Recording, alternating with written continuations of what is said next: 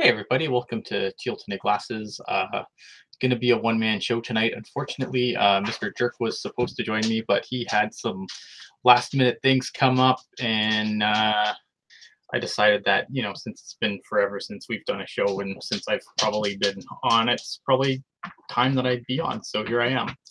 Um, Hopefully, we'll get some people in the chat and get some stuff to talk about. Yeah. So here we are. I just got off of work about 40 minutes ago. Um, so I'm a little bit frazzled, but we'll do a show. Okay, so I don't know. I was gonna start if I had people here with the All-Star weekend. I thought San Jose did a good job with it from what I could see on TV. Obviously, I was hoping to discuss a little more of the a little more of the actual experience around the arena and whatnot, which obviously I cannot give you because obviously I wasn't there. So, but I thought all in all, I thought the Sharks put on a good game. I thought that the I enjoyed it. Like I enjoyed watching it. I think it being in San Jose um, was more reason for me to watch it. I like the skills competition. I always enjoy the skills competition. It's usually the one thing I usually do try to watch is the skills competition. Although with the 3-on-3 format, I find myself watching the game more often. I thought the skills competition was good. I think the only critique I would have for it is that puck control, little baby nets and everything. Um, I want to see them tweak that because I feel like if it was boring to watch. It was really boring to watch because you had guys like just screwing it up so much that it gets painful and it gets kind of boring. It really reminded me of the old like trick shot shooting, where a lot of the shots, like, they would try cool stuff but generally wouldn't go in, or you never generally wouldn't beat an NHL goalie if you didn't dive out of the way. So I thought that novelty wore off really fast, and I was happy to see that go. I'd like to see them do something with this thing. So I think I like the idea, I like the concept of it. Um, but if a guy stands there trying to hit a little tiny baby net for 5 minutes, like, I don't know, it's kind of boring.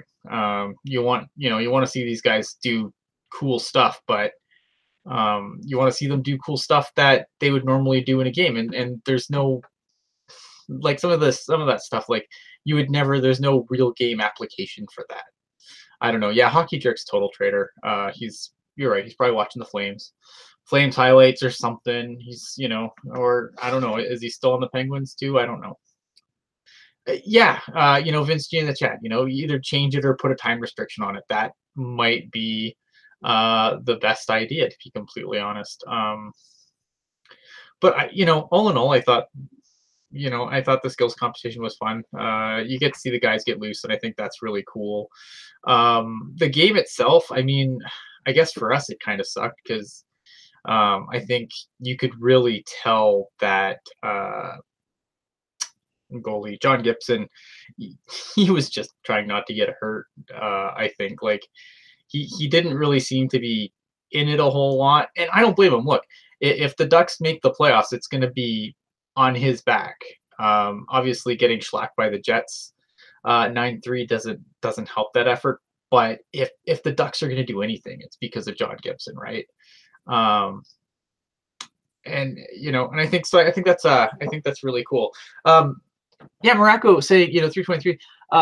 The All-Star Game festivities made me more optimistic Eric Carlson really signed. I agree with that because it's very rare for a guy to play in the All-Star Game and then be injured before and after it. Usually guys are, oh, I'm sick, I can't go to the All-Star Game, like, the week leading up to it. Eric Carlson, on the other hand, is like, no, I can't play. I'll play the All-Star Game, what the hell. Um, I don't. Um, Yeah, I don't know. Like Eric Carlson, doing that and going out there for the fans and everything. And it's the All-Star game, right? Like, I mean, yeah, he could have been really hurt and it could have been really dumb. Like if something, I'm not sure what injury he's nursing, but if that got tweaked or something, then obviously that would have been a disaster. But I like the fact that he wanted to go out there in front of the hometown fans and do um and do the festivities and stuff. And I think that I think it looks good on him. Does it mean he's going to resign? I hope so. I mean, I'd like to see him resign. I don't know how the Sharks are going to jiggle that cap around, but all in all, it was all right. So the game itself was okay. I mean, I just once the Pacific Division got shellacked, I was obviously way less interested in it. We've been kind of spoiled as Pacific Division fans. We've generally shellacked the Central Division usually every year. I think this is the first year they actually won a game, the Central Division, since they moved to this format. So we've usually gotten to see, them beat the Central and then either win the whole thing or at least play in the finals. So, uh, so obviously going out in the first game was kind of sad, and but it is what it is, right? Um, um, Vince saying, that he grabs on PDB a lot, but how does Carlisle still have a job?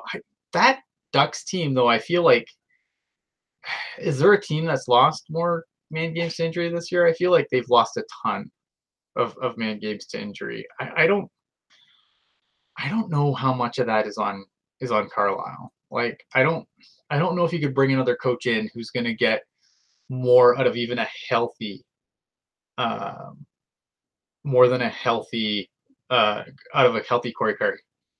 Like I don't know. Um,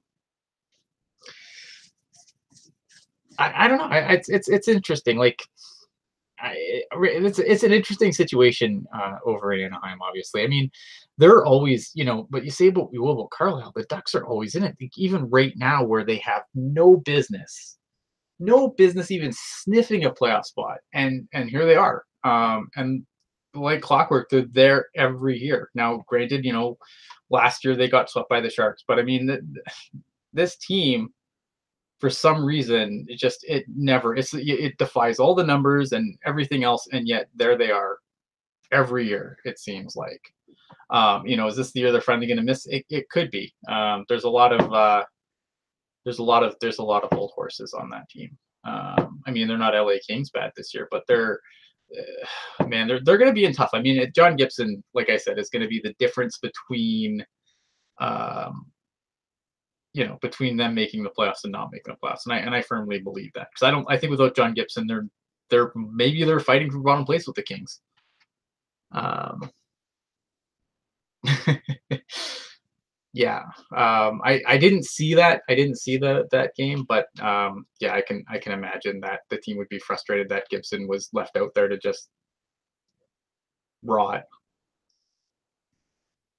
I don't know. Overall thoughts on the weekend, though. I thought the Sharks did a good job. I wish we could talk about stuff, um, about some of the actual stuff that happened like around the arena and stuff, but obviously I can't do that. Felix asking, which team is the bigger tire fire this season, Ottawa, LA, or Edmonton? Oh, that's a toughie.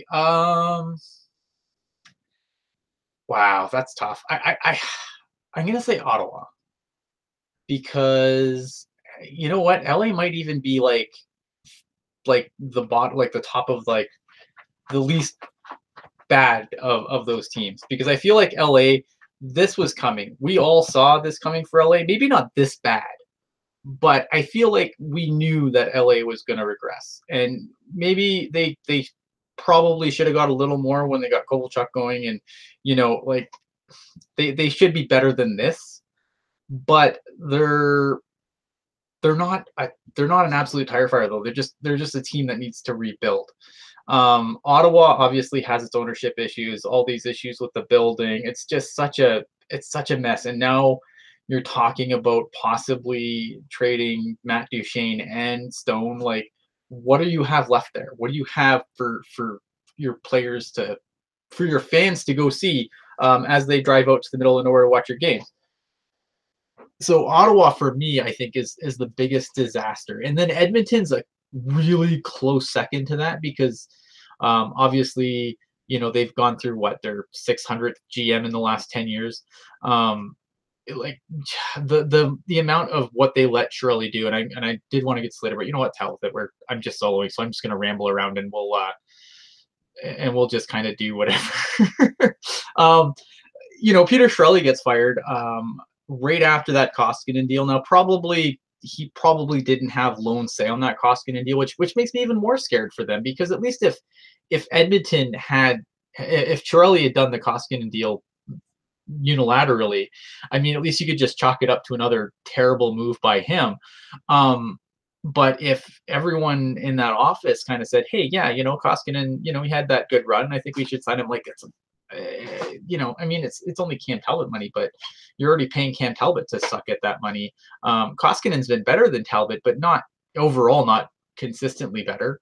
Um, and you look at the other things that Shirelli did, even this season, like how do you turn Jordan Eberle into nothing? Um, yeah, I mean, Vince, yeah, going back to Ottawa for a second there, having, potentially losing Duchesne for what you paid for him, right? And then you're losing out on, a potentially first overall pick. You're probably in the top.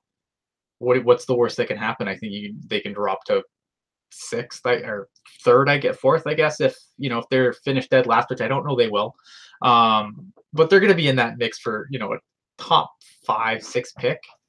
And man, I don't know what to tell you. So Edmonton. I mean, the Koskinen deal was bad, and then you let you want to inspire confidence, and so you get Keith Gretzky to take over, which again, it's Wayne Gretzky's brother, so you kind of still have that old boys club feel in Edmonton. And I think that's the frustrating thing for Oilers fans is that whether it's true or not, the old guard seems to have such a say in there still. Now, Bob Nicholson denies it, but I could definitely see how that perception is there for was there, to have. Sorry, that's what am I trying to say? That all these guys still being around the team that used to have big saves in hockey decisions. It's hard for them to not suspend that belief that there's that these guys aren't pulling all the strings. But I mean, Peter Chiarelli did some terrible, terrible things there, and that team has no depth. I mean, beyond Connor McDavid, like what do you have? Well, Leon Draisaitl, I guess. The defense has been injured, and that's been unfortunate. Obviously, you've missed Sekera for some significant time. Clefbaum's missed some significant time. You Edmonton's just I don't even know what the hell you do if you're Edmonton at this point because you don't want to rebuild because you don't want to waste the prime years of McDavid. You don't trade McDavid because he's Connor McDavid. So I don't know what the hell you do. Like, if I'm Edmonton right now, I mean, obviously, I think maybe, I think anything's for sale there. If your name's not Leon Draisaitl or Connor McDavid, you're probably for sale. And but again, and I don't think I would give up on a guy like Kailer Yamamoto, who I've used to be, who I'm still pretty high on. I just think that he's been pushed into the NHL too quickly. Jesse Puljujarvi obviously hasn't been what they expected him to be, but I still think there's a guy who, with a little more with a little more seasoning, I still think there's a player there. I really like Jesse Puljujarvi, leading up into, coming up into getting into Edmonton and before that, I really, really like Jesse Puljujarvi. And I still think there's a player there, but I think that they just need to be more patient. So I don't know if you would give up on either of those two guys, but anyone else, make me an offer because what else are you gonna do, right? Like they got to do something, and they got to do it quick. They don't have time for it. They can't tear it to the ground and have rebuild 5.0. The fans ain't gonna do it. And if I'm Connor McDavid and they start rebuilding, like strip it to the bolts, strip it to me and nothing. Me, Leon, and Darnell Nurse, I probably lose it. But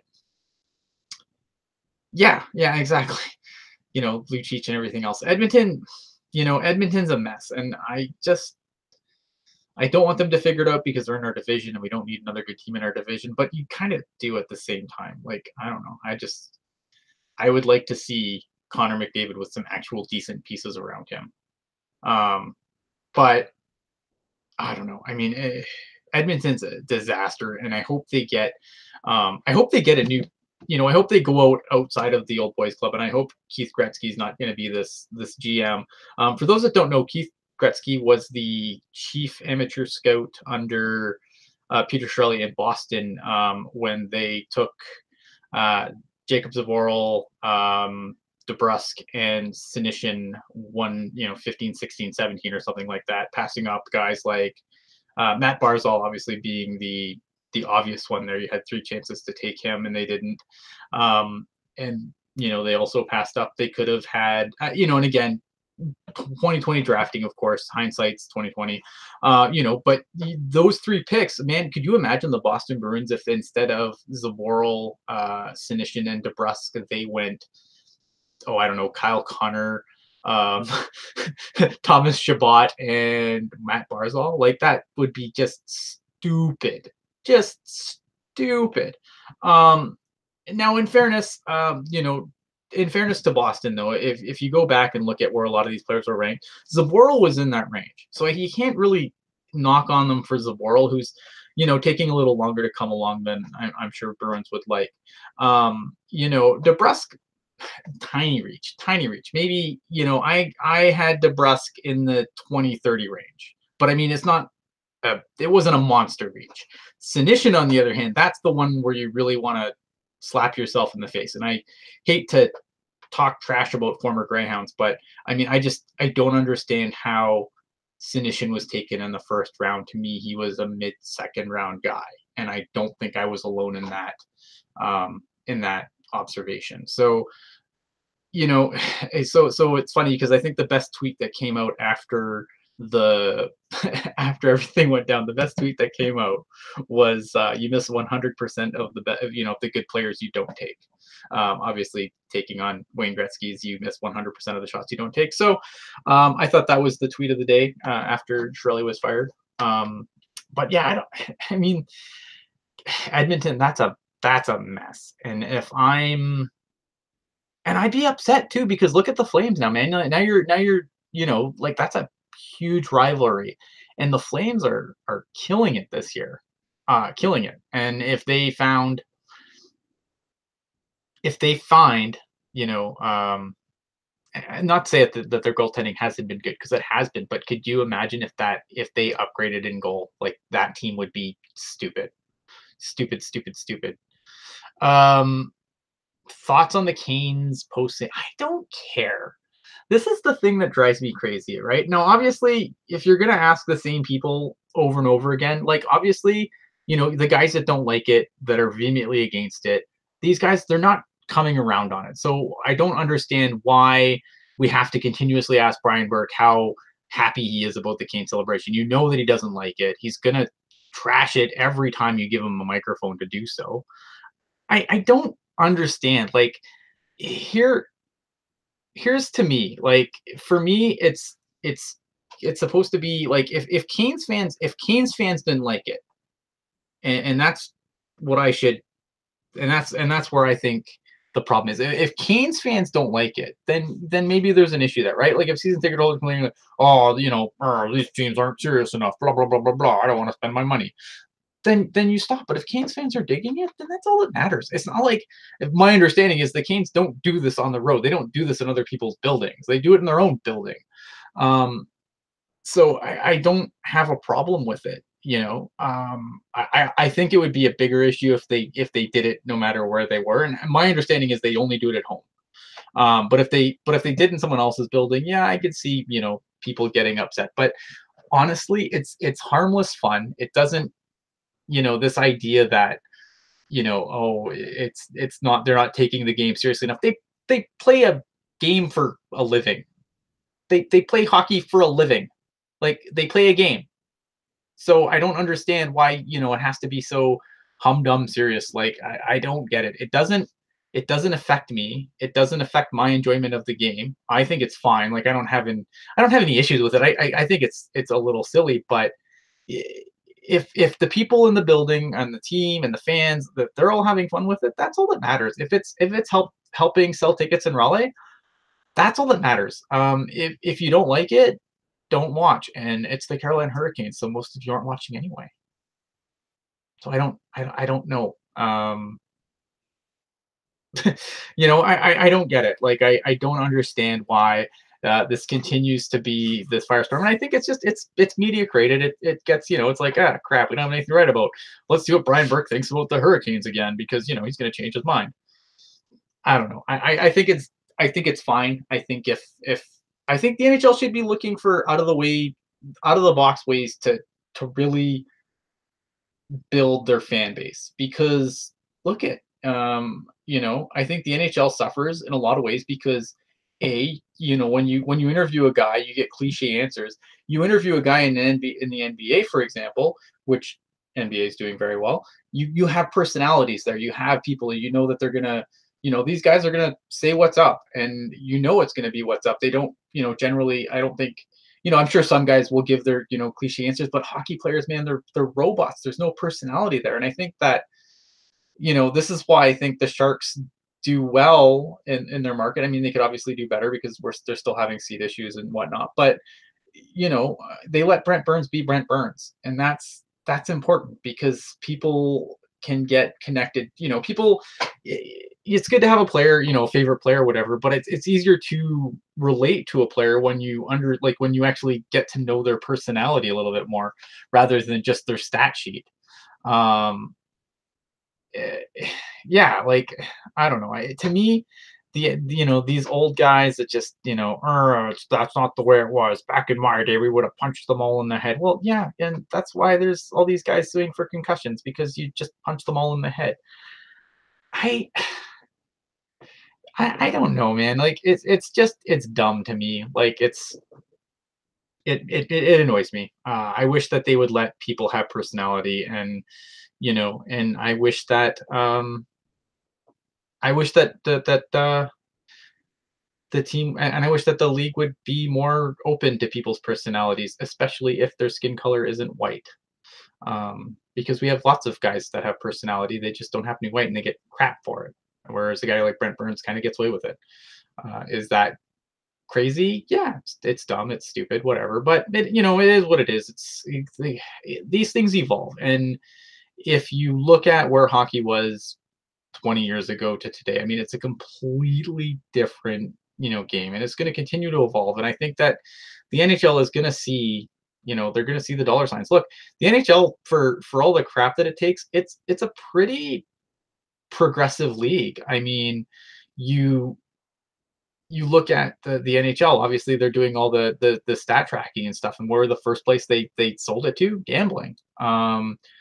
You know, they put a team in Vegas. I think for a lot of the stupid things there that they do in the NHL. Like there's a lot of progressive things the NHL has done far long before other teams. Yeah, obviously the NFL is gonna follow the NHL into Vegas, but I mean, 10 years ago, no one was touching Vegas with a 10-foot pole, and no one, especially gambling, forget that. And the NHL is smart. They know where they can make their money, and all the tracking stuff. It seems I haven't really looked into a whole lot of it, but the ideas seem pretty neat. Obviously, the tracking probably has a lot of tweaks to work out. I've seen some griping on Twitter. Um, you know, um, Griping on Twitter thing that it's not as accurate or from what they saw based on what the numbers were, and I can't I can't really speak to that because I didn't really look closely at it. I don't. I'm with people that don't want crap all over the screen nonstop. Like I'm 100% there with you guys, but having those numbers that can come up and they can say, hey, look at this guy skated this fast, and I think that's really cool.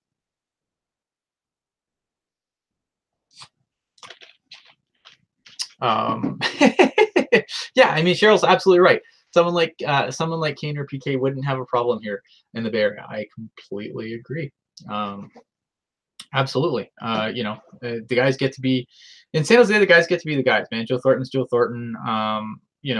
Even though some of them still give some cliche hockey answers, but some of them, But they're also allowed to be themselves too. Logan Couture regularly grumps his way around, and I don't know how grumpy Couture would fly in other markets, to be completely honest. So I don't know. Yes, I mean Seattle obviously getting an NHL team. That's an important thing from a TV perspective though, because the thing is, and the reason why the NHL wants to keep the Coyotes where they are is um, the reason why they keep the Coyotes where they're because they want to make sure they're in all the major TV markets, and they had nothing in the Pacific Northwest because Vancouver doesn't count because it's a Canadian team, so those games are being a Canadian. That would go to a Canadian television market that doesn't help their U.S. positioning in the Pacific Northwest. So having a team in Seattle is going to be huge because when the rights come up again, um, it's going to be it's going to be awesome for them because they're going to be like, look, we're in all these major TV markets, so we're worth X dollars, and they're probably going to get it. Um,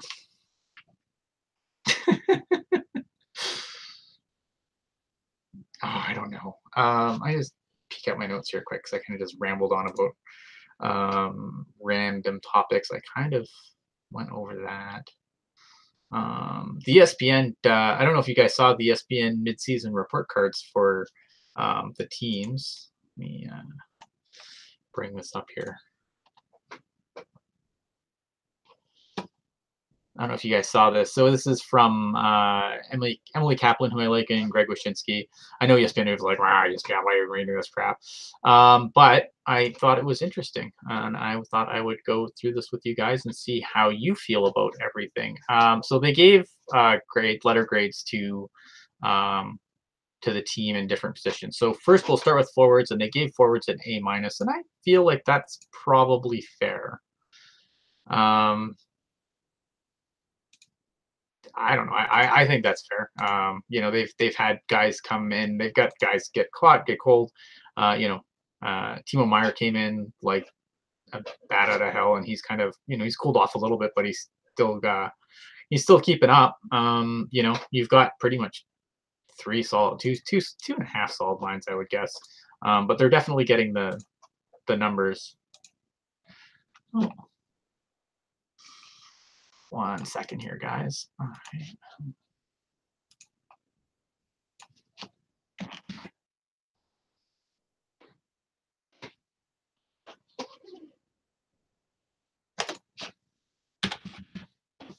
Sorry. I'm trying to get Mr. Hockey Jerk in here.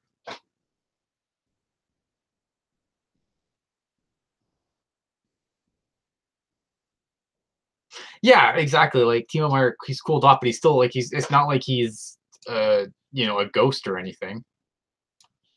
He's still definitely lurking around. He's dangerous in front of like he's still there. It's just that he's not getting the bounces that he was before. I think they're looking at offense, but I don't know. I mean, they're mostly just highlighting offense. Right? I don't want to read the article to you because that'd be pretty lame. I'm just gonna wait a second here, see if Jerky can get on here.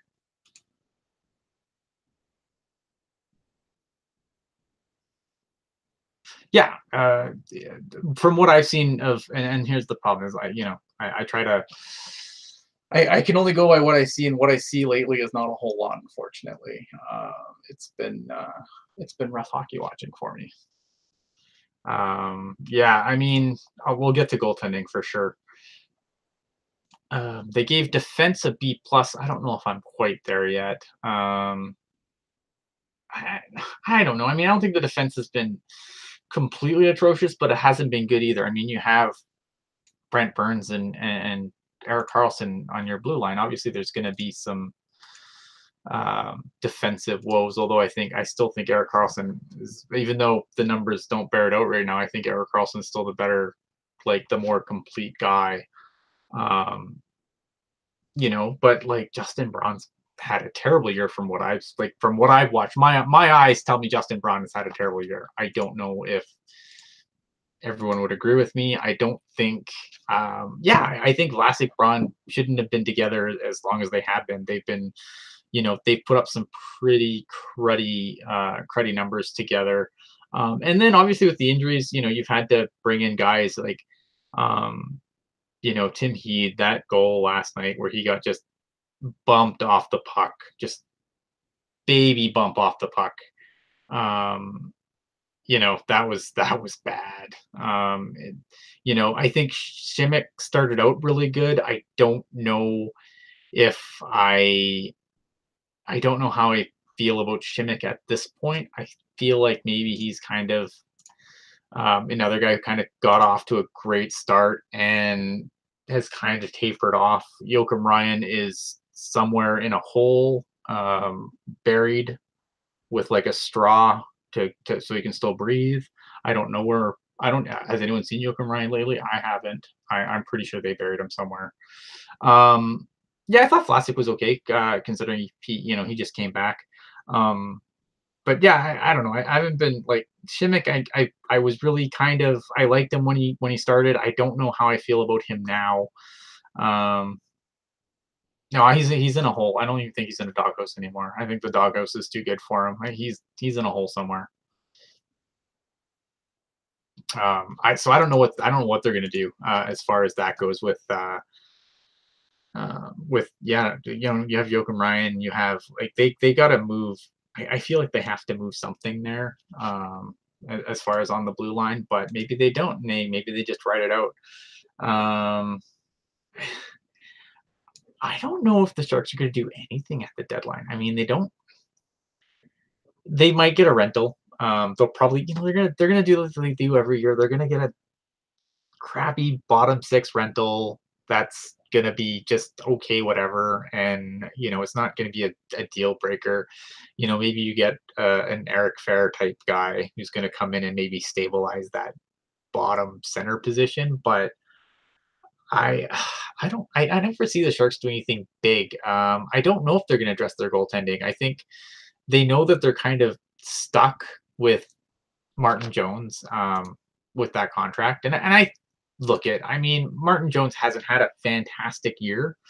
His year is kind of this year's been really, bizarro Martin Jones because he had like Martin Jones usually has like a really solid season and then in the middle he has like a little dip, whereas this season he's been awful, awful, and he had a little peak.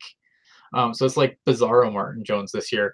I mean, in the number of games, I mean, I know he has wins, but a lot of that is his offense bailing him out. I mean, shoot, like what did he allow? 17 goals in 3 games or something ridiculous like that.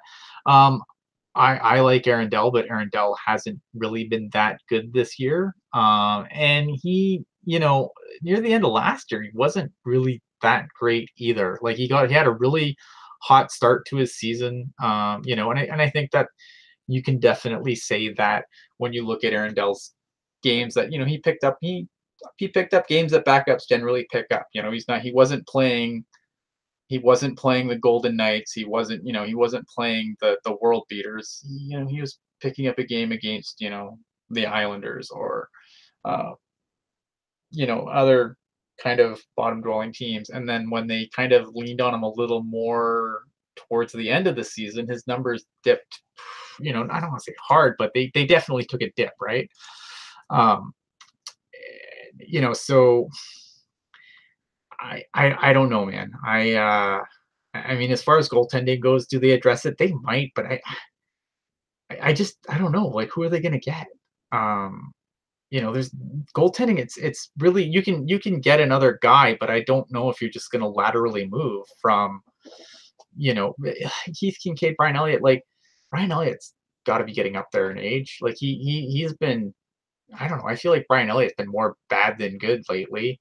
Keith Kincaid, I guess, again, like he's put up okay numbers for a Devils team that where Corey Schneider's completely fallen off the map. Uh, yeah, I don't know. I really like. I try to think of like what the play is for the Sharks. They might touch their goaltending, but I don't think so. I think they're just gonna hope that playoff Martin Jones comes back and is playoff Martin Jones. Um, and I think you just, I don't think they're gonna do anything to really. They might do something like where they did that, where they brought in Reimer the one year, but I just I don't see that guy out there right now. And I don't know if anyone wants Aaron Dell, to be completely honest. Like, you'd have to figure Aaron Dell has to go the other way in this deal. I don't know if you get an Aaron Dell. Like, I just don't. I'm not sure what, I don't know what. I can't remember if Aaron Dell has only 1 year left on his deal or two. Um, Technology. Oh no. All right, so Dirk Acme. Anyway, so moving on, they gave the goaltending, since we've been talking about the goaltending, a C minus, and I think that is incredibly generous because again, Martin Jones has a sub 900 save percentage now, and with, as you know, again, he has a lot of wins, but if you look at the sample size of games he played, under 900 is just not good enough for an NHL starting goaltender. Period. Um,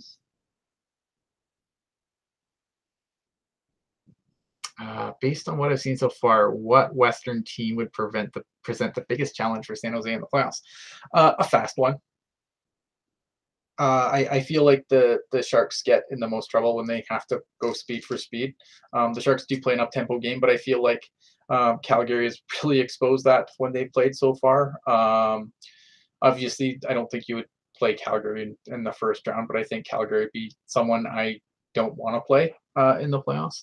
Um, you know what? And there's some sneaky teams down there. You know, if you maybe you get like a Colorado as a wild card, that might be a tougher series than it would look on paper. And then yeah, and then there's always Vegas, always Vegas. Vegas, has our number. Um, but I yeah, Calgary, a team like Colorado, that could kind of just sneak in and kind of I think surprise some people. And yeah, and Vegas definitely scares me. But I think long term, like Calgary would be the team that would be, yeah, and well, because Vegas has a good coach and coaches circles around Peter DeBoer. But that's just me. So anyway, they gave the goalies a C minus. They gave their special teams a B plus.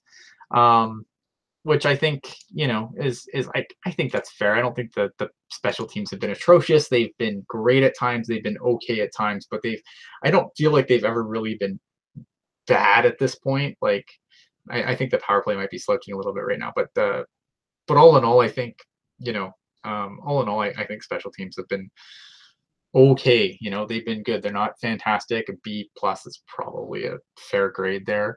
They gave coaching an A minus. I vehemently disagree, but hey, I just feel like I I've said my piece on Peter DeBoer 100 times. I don't think it really. Um, I really don't think it needs bears repeating. Well, Pierre says a lot of dumb things. But no, look at I think I there's a part like Peter DeBoer. I don't think is a terrible coach. I just don't think he's a great coach. Like I just think if you're looking to if you're looking for a guy who's supposed to bring home help bring home championships, I I feel like we've kind of gotten diminishing returns for him. Eh, and not as bad as he's been on other teams. Like the Sharks have still been a playoff team, but obviously the roster's been a lot better. This season's you have to be, you do have to give him some credit. Look, this season started really bad and it turned around. I mean, there was a while where the Sharks were killing stuff. I think that so Peter DeBoer, he should get some credit, but he does make a lot of really I don't want to say stupid decisions because who the hell am I to tell an NHL coach what's a stupid decision? He makes a lot of really weird choices, in my opinion. He has some weird philosophies and he has some weird things that he's stuck with. Like Vlasic and Braun have not been a good pair this year. Like they are not the Vlasic and Braun of old. And I think yeah, some of that's Vlasic and a lot of that's Braun. I there's just choices like that where it kind of makes me scratch my head a little bit. But all in all, he just yeah, exactly. He just doesn't excel at anything. I think he's a good coach. He's a serviceable NHL coach. who can get a lot out of a team really quick and then kind of just diminishes over time. We'll see how this season goes, but again, like you have to give him some credit. There's a lot of egos in that room to manage, and he does that well, I think. And I think he probably doesn't get enough credit for how well he balances out the egos in that locker room. Um, yeah, I don't know. I mean, it's hard to, the team has turned around. They had a really really good, December and pretty decent January before things really kind of fell off and all the goals started going in again. But all in all, I mean, look at the Sharks are well in a playoff spot right now. And it's he has to get, if we're gonna kick him for things, you have to give him credit for, you have to give him some credit for where the Sharks are, even if it's in spite of him in some cases. Um, yeah, I don't know. So I don't know. I'm not a huge Peter DeBoer guy, as we know. Doug Wilson gets an A-, and I don't think that's unfair. I think look at he put all the pieces there. He got Erik Karlsson. Whether he keeps Erik Karlsson or not, I don't know. But I still think the cost to get Erik Karlsson was not. I don't think the cost to get Erik Karlsson was terrible. So I'm fine with it. Will I be less fine with it if Erik Karlsson goes to greener pastures? Yeah, I'll be upset. But I think Doug Wilson swung, at least. A lot of GMs don't swing. They kind of bide their time, and they look for just like the home. They just swing for the home run. Doug Wilson took a risk, and and future down the road that things could get kind of painful for us. But for this season, looking at what he's done this season, I don't have much to say really. Obviously, again, you got Erik Karlsson. You can point out that they haven't really found anyone to fill Chris Tierney's spot, and that is kind of depressing. Because I like Chris Tierney, but let's not pretend Chris Tierney's some special unicorn of a hockey player. He's bottom six forward. They should have been able to find that their with their depth that I think didn't come up as far as they would like. Obviously, Swamella being on the Barracuda now. Chartier didn't really, I think Chartier's back down the Barracuda now. So, yeah, I mean, I think that's obviously a problem. But again, you have to give to get. And, you got Erik Karlsson for, I will still take Erik Karlsson every day and twice on Sunday over Chris Tierney. But yeah, and the other thing is look at going into this season, no one, I don't care who you are, no one saw Martin Jones being this bad. Nobody. And that's really not in Doug Wilson's control. That Martin Jones completely walks off a cliff this season. That's just goalie voodoo. You can't predict that. Nothing pointed to that. I don't know what Perron would do. I think Perron's a guy who, Fritz Perron, I still feel is a guy that you kind of have to put in your top six. And if you're not going to put him in the top six, there's no point bringing him up. That's just, that's kind of my feelings on it. I don't know if he's going to play the kind of bottom 6 minutes that Peter DeBoer would want him to play, in the role that Peter DeBoer would want him to play.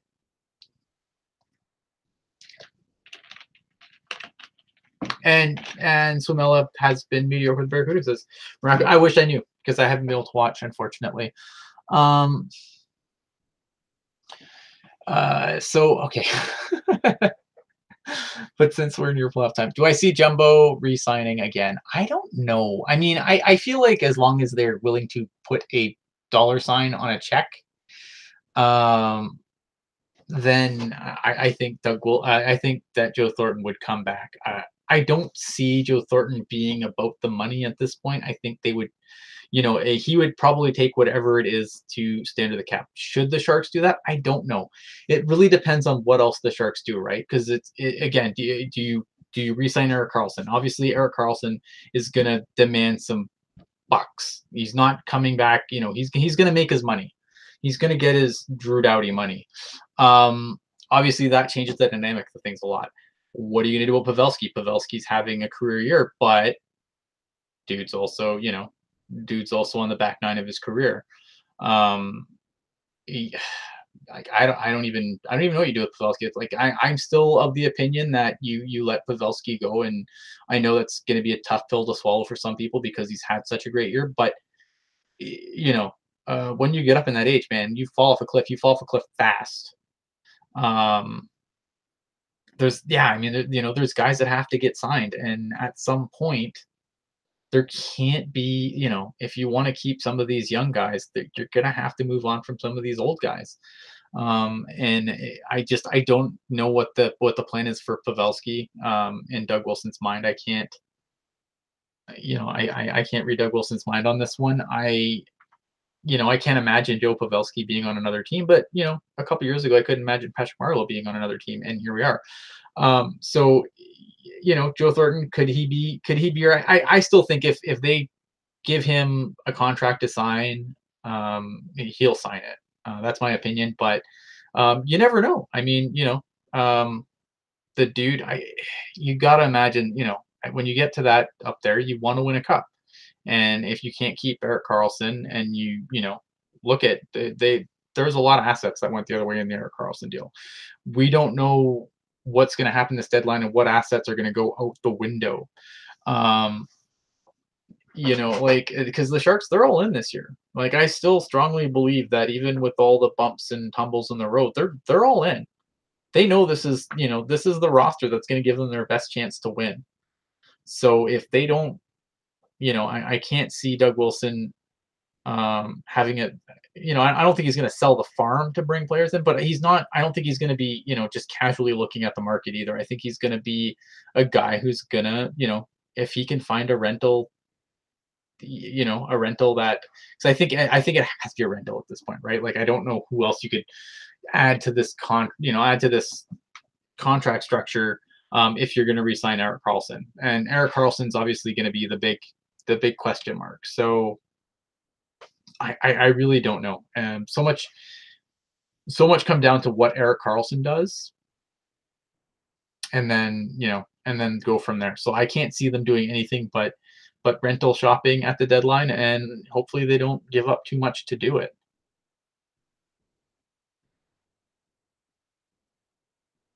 Yeah. Yeah. Yeah. No, I completely agree. Obviously resign Carlson and figure out the rest after. Yeah, absolutely. Erik Karlsson's the number one thing that you do. And if because you want to know sooner than later, because obviously you don't. Oh God, you don't want him to go back east because that would just be bad. But yeah, I don't know. Yeah, Gambrell's a guy who seems to be has really picked up again. I am just going by what I'm told.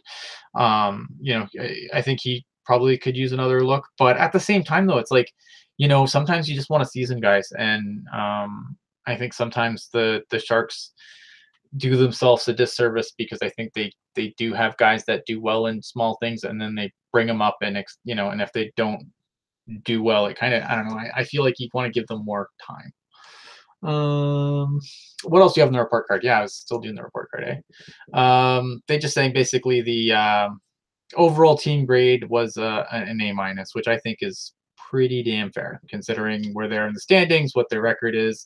They're hanging in there with the Flames. They're staying ahead of the Golden Knights. They basically they spent most of the season in a playoff spot. Yeah, they've had like I said, they've had a couple tumbles where they've been out of it, but all in all, this team has performed all right, as their record shows. I mean, you're not the Pacific Division started off where everyone was brutal, and then it kind of got competitive again, and the Sharks are right in there. Look, you got a team like Vancouver sniffing a wild card spot. So I mean, it just kind of goes to show you like where the Pacific Division was supposed to be really bad. It's actually kind of turned into a. I don't think it's as intense as like I wouldn't call the Pacific the best division in hockey by any stretch, but it's it's more competitive than I think many people thought it would be. I think we didn't really see. I don't think before the season started we didn't see LA being as bad as they are. We knew the Ducks were going to be in there. The Coyotes. We never know what the Coyotes are going to be. It would be nice if they could keep Antti Ranta healthy for any stretch of time. Vancouver's been much better than I think any of us thought they would be. So I don't know, man. It is what it is. Like the Pacific Division, the Golden Knights started really atrociously out of the gate. And now they're just humming along now. So, Marc Andre Fleury was the writers. I guess they're pulled for the half season awards, and he was the Vesna guy. So, big credit to Marc Andre Fleury there, who got to give him a lot of credit. I mean, his career could have went into a tailspin after leaving Pittsburgh the way he did, and he's there. Yeah, Vince, Arizona needs to slay the dragon. Their dragon is the IR. Yeah, again, if there's maybe a game that's lost more man games to injury than Anaheim, it's probably Arizona. Arizona might be the top, actually. Yeah, yeah. I mean, look, I didn't think that I thought the Kings would be like more of a bubble team than just a complete tire fire. I thought Kovalchuk would help them get a few goals, but I didn't foresee. There's some players like I still think that this is a team where there's some players that were supposed to be the new guard that didn't end up being. Um, yeah. Hockey jerk. Arizona's supposed to be a playoff team 3 years ago.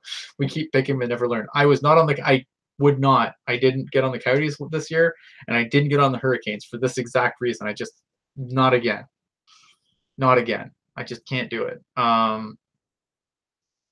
feel bad for the Coyotes though. In a little bit because I think I do heap a lot of praise on John Scheika because look it's hard to get players to want to come to Arizona. With all the constant garbage and all the garbage that they've gone through, and it never seems to be over. Like there's always that underlying, are they going to get another arena? Are they going to be able to afford their lease in Glendale? It seems like they're always for sale if someone wants to buy them. I don't know. It's like it's just you want to. It's I don't know if you want to see them do well, but I feel like with all those fans have been, they deserve something. Um, and I don't know. I mean, I if I was in the GM in Arizona during the draft where they took Dylan Strome, I'd probably take Dylan Strome there. I'm not gonna lie, skating and all. So hindsight's 2020 there, I guess. But I mean, in the moment, I'm pretty sure Dylan Strome would have been my guy. Yeah, and there's probably a development problem there. I think Dylan Strome is a really good player, but there's always concerns about his skating being NHL level. But if you look at a guy like you can teach skating. Look at Brendan Dillon. Brendan Dillon was an atrocious skater when he came to San Jose. He's a much better skater now. And it's because he works on it every summer, works his butt off. And I don't know if I'm not saying Dylan Strome doesn't work on it, but I mean, I would be calling up whoever Brendan Dillon, is a skating coach, and I would be working my butt off trying to get my skating better because, other than that, I mean, Dylan Strome has a crap ton of talent. He's a good player. I mean, you just it's so you obviously can't guarantee anything, but when you put up an average of 2 points a game in junior, like that should translate. Like I know that there's a lot of guys in junior that'll put up a ton of points and then never be anything in the NHL, and he is doing well in Chicago, which again, development system. But I just feel like that kind of point production, like that should translate. Period. Yeah, so I mean, there's obviously development issues again, but again, with all that turmoil around the team, like even if you're not a player, like, do you want to go there and be a coach? Do you want to go there and be a trainer? Do you want, like not knowing if you're still going to have a job the next year? If I'm an NHL guy, I want to go to a team where there's going to be people where I know they're going to get a job, right? Oh no, Dylan Strom was in the O, not Q Stats. He was in Erie Otter, and he put up a bajillion. He put up 2 points a game without Connor McDavid there. So, but yeah, exactly. I mean, you have to be able to develop the talent, and again, Dylan Strom's doing great in Chicago, and it doesn't surprise me. I knew that, when they took Alex DeBrincat in the second round, I was like, oh, you jerks, because I knew that DeBrincat was going to be great in the NHL too, and got passed over because of his size. Makes me sad, but alas, here we are. So that was the overall report card. It was an A- for Team Teal. A couple other teams. Let's just go through the Pacific quick. Overall, for the Vancouver Canucks is a B. I can't argue with that grade. I think there's definitely some issues there, but it's definitely a good team. B+ for the Golden Knights. Maybe a little bit low. Because I think, again, after that sluggish start, it's bad. An F for the LA Kings, hard to argue. A C for the Edmonton Oilers, which I think is generous. And an A for the Calgary Flames, which can't argue with that. And what is this, Arizona? Yeah, B- for Arizona. And I don't think that's fair. I don't think that's unfair.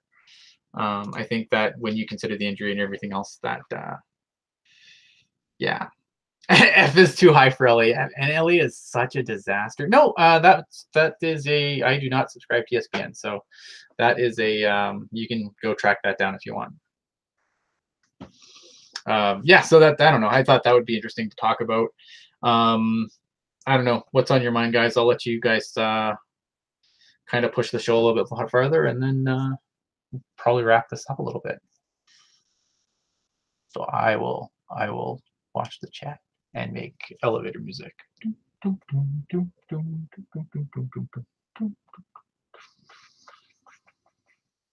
right, maybe I won't make elevator music.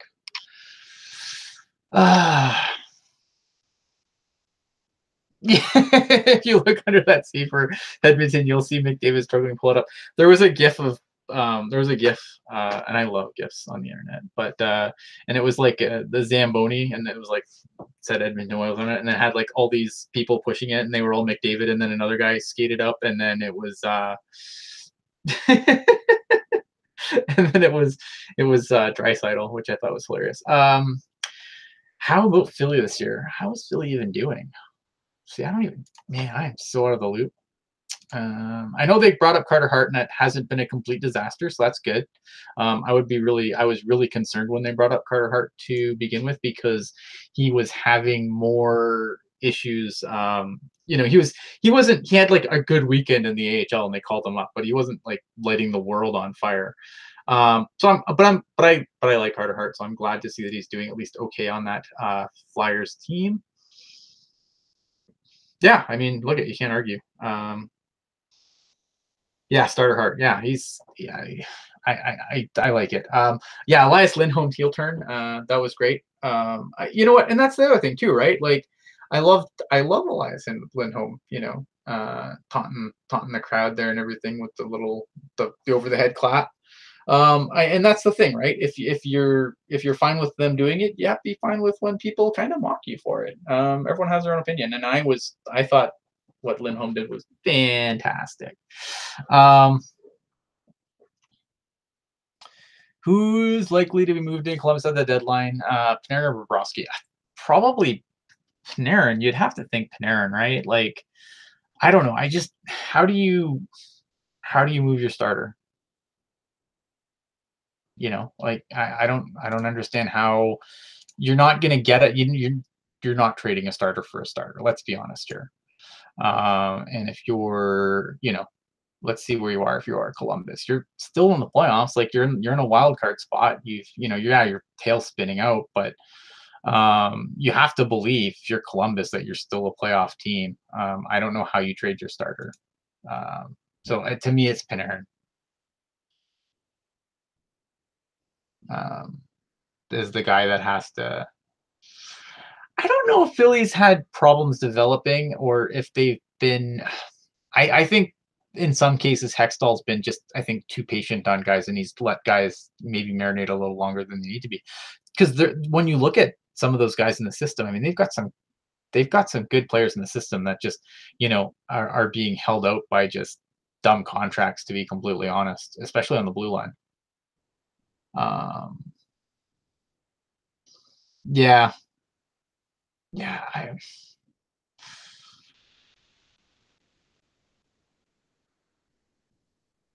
right. Yeah, they've had guys. And I'm not arguing. Like they should have better results than they've gotten. But at the same time, I think that team is just built funny. Um, Yeah, I don't know. I mean, you know what though? But some owners, and I'm not saying that, all owners, and I don't know the ownership in Columbus specifically, but you know, owners love that playoff gate, and if they think they can limp in and get, even a couple of games of that playoff gate, then that's, they're going to do it. A lot of teams really count on that playoff gate money. Um, but yeah, I don't know. Does Torts get scapegoated in Columbus? I don't think so. I don't know how much like when you look at the situation there, I don't think no one's leaving there and saying I left because of torts. Like Panarin's looking for the big market, but Bobrovsky, I just don't think they can agree on what. I just don't think they agree on money. But I don't know if it's I don't think Tortorella is the problem there. I think Tortorella is a hard guy to play for sure. But I don't think he's the problem there. And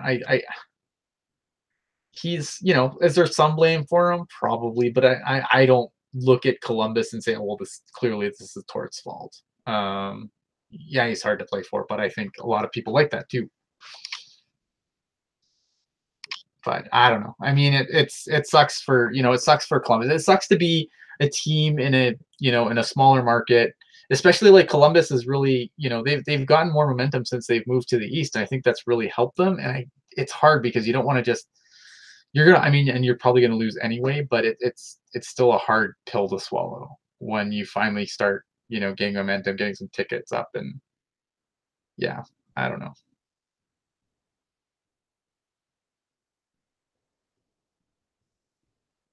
Yeah, I'm not sure.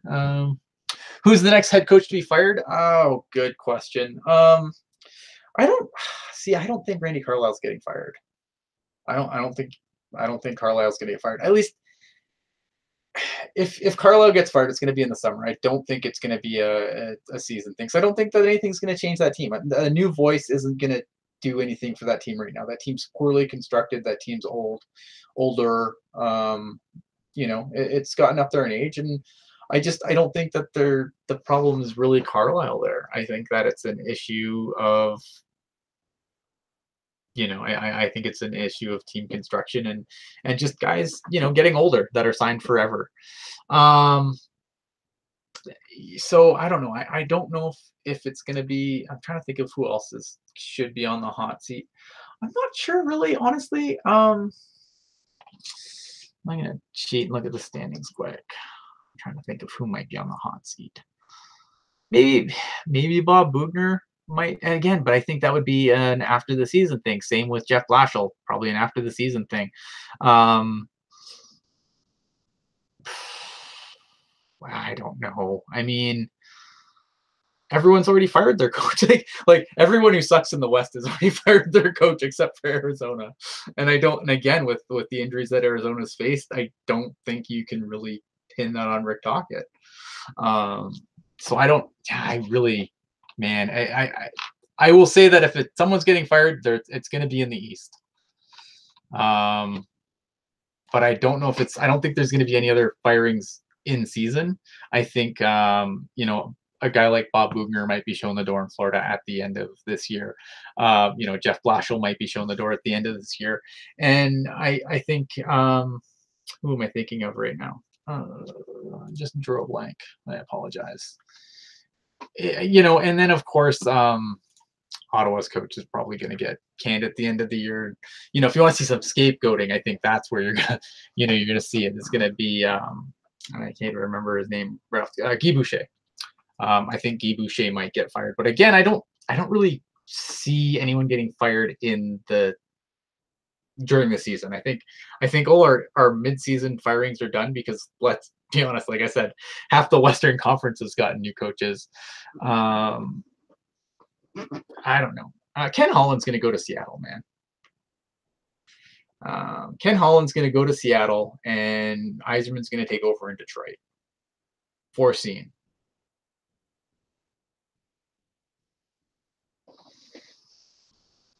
That's gonna be my foreseen. My hashtag foreseen. Ken Holland, Seattle, Steve Eiserman, Detroit. I don't know. All right. Chat about yourself for a minute. I need to step up for a second. So talk amongst yourselves, and then I will be back and I will wrap this up.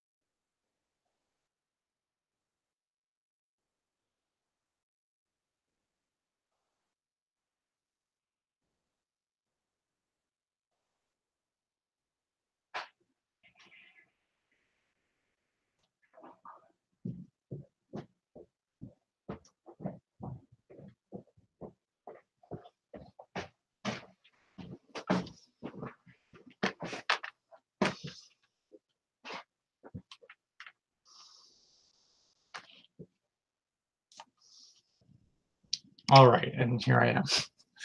I am back. All right, what I'm just reading.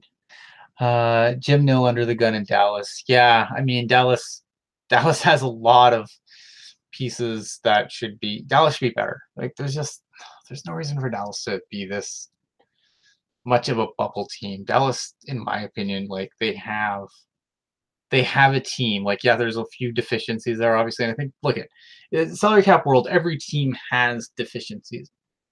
But I feel like Dallas should be a better team than they are in the Central. Just that's the way they. That's yeah. They just need to do. They need to do something because they should be a better team than they are. Um, I don't know. Like I look. We know the Central's tough, right? Like I mean, you got and they're in third, so I mean they're not terrible right now. And it's hard when because Nashville and Winnipeg are so far ahead of everyone else in that division, um, but you'd think Dallas should be in that conversation with Winnipeg and Nashville. I feel like with the power with the star power they have, they should be in that conversation, and they're not. Like I mean, you look at Winnipeg 70 points, Nashville 66, and then it's Dallas with 58. Dallas is closer to a mediocre team like the Wild, than they are. They're in this bubble with Dallas. Dallas is in this bubble with Minnesota and Colorado and St. Louis, and they should be I think heads and tails above those teams. But the games are not played on the paper.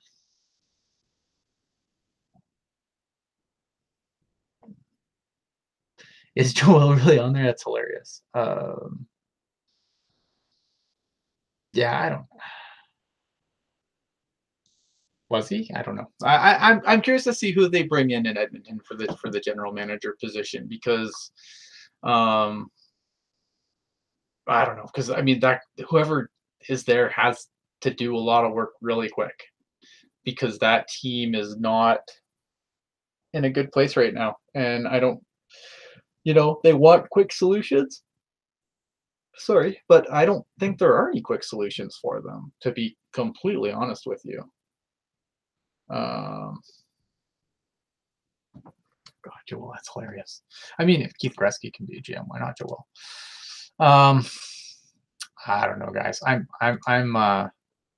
running out of things to talk about, but you know, um, I think we covered a lot, even though we covered a lot, nothing all at the same time. It's a good time. All right, so I'm gonna wrap this up though, because it's almost 2, and I'm running out of things to talk about. My throat's really dry and it's starting to hurt.